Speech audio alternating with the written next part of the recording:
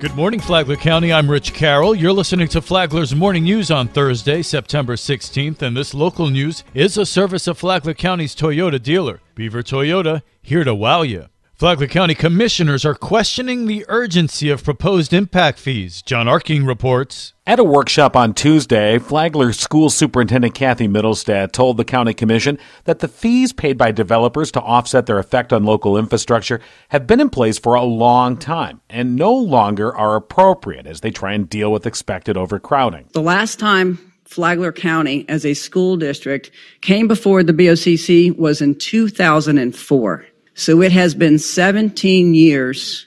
It has been 17 years before this impact fee has been discussed, analyzed in terms of what is appropriate in terms of the conditions that we face right now in Flagler schools. And those fees have stood in place and done well with mitigating costs for the school district over the past 17 years. But we recognize now with some growth that has been influencing into our schools, the time to move forward and get our fees adjusted to local levels is critically important. Commissioner David Sullivan, however, said the proposed increase, which would essentially double the rate for single-family and multifamily homes, might be better tolerated in a more phased-in approach. Even if we didn't do a 100% increase this time, couldn't we, in the not 14-year time frame, but 4 or 5 year frame, go back and look at it and do an additional increase? So if you're trying to get to the 100%, you could do it in 2 pieces, and then you wouldn't have to do the extraordinary circumstances justification for the move right now. Commissioner Joe Mullins was more direct, saying such an increase indicates a lack of proper planning. To raise impact fees 100% raises an alarm to me because I look at it and I go, okay, what has been going on the last 20 years? Why has this not been looked at? I'm looking at since 2007, there's really not been much growth at all, even though there's 10,000 houses built. Most members of the public who spoke at the meeting agreed the increase didn't match the current circumstances. The commission plans to vote on the proposed increase at a future meeting. From the WNZF Newsroom, I'm John Arking.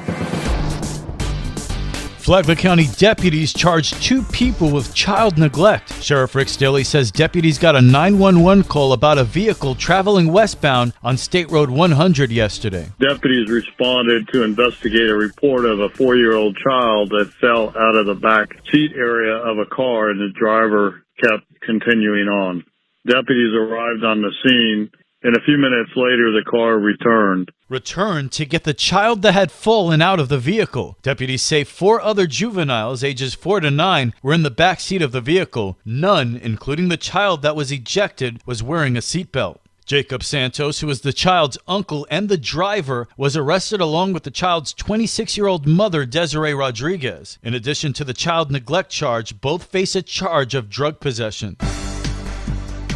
Deputies say a teen is caught robbing a game store during school hours. Karen Johnson has details. This week, the Flagler County Sheriff's Office responded to a call about a possible armed robbery at the GameStop in Town Center. Flagler County Sheriff Rick Staley says a 15-year-old boy in an alternative education program walked into the store and demanded all the cash in the register. Fortunately, our deputies responded quickly, and so did the school resource deputy to protect the students at Palm Coast High School, where he was apprehended as he was trying to return to school. A large sum of money was recovered in his right rear pocket, and the recovered firearm turned out to be a plastic toy. The teen was arrested and turned over to the Florida Department of Juvenile Justice. I hope they are able to get his life turned around before he spends his entire adult life in prison. For Flagler's Morning News, I'm Karen Johnson.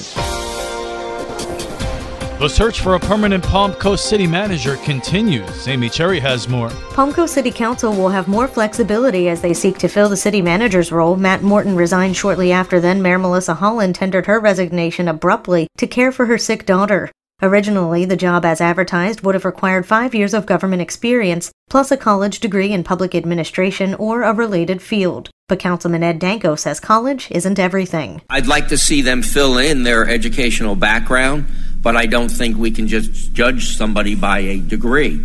We may have an applicant that comes from another city that never completed college. So I'm not judging somebody on their education. The experience is more important to me. Councilman Nick Kloufis, in a discussion with Mayor David Alfin, thinks the next city manager should have some kind of degree and experience. Working in engineering, some of the most brilliant people I've ever met in my life didn't even graduate high school. Yet they have tremendous experience, and they've grown companies, and they've built products that blow my mind.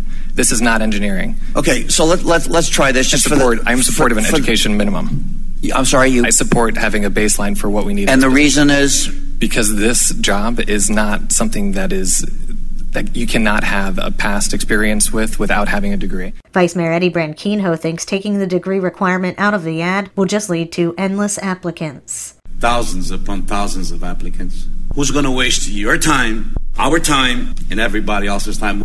I think education should be a factor. Council will interview finalists in a public meeting, but also wanted closed-door one-on-one meetings. City Attorney Bill Reichman cautioned Council not to break the state's sunshine law. Be very aware and very careful that from the legal standpoint, but also a practical standpoint, I mean, I've seen this happen in the past where, someone will come up from the audience and say, well, I know that one particular council member has been receiving specific communications with one member and therefore is not keeping an open mind. That's not legal, but I'm just giving you all the benefit of my experience, and that's how it can play out. The job ad goes live tomorrow with a 5-year experience requirement. The position will pay $140,000. From the WNZF Newsroom, I'm Amy Cherry. How is it that Bunnell holds the cards to growth in Flagler County? Bunnell City Manager Dr. Alvin Jackson said it's all in expanding the wastewater treatment facility. First $15 million of that has to happen right up front, and that's expanding the wastewater treatment plant.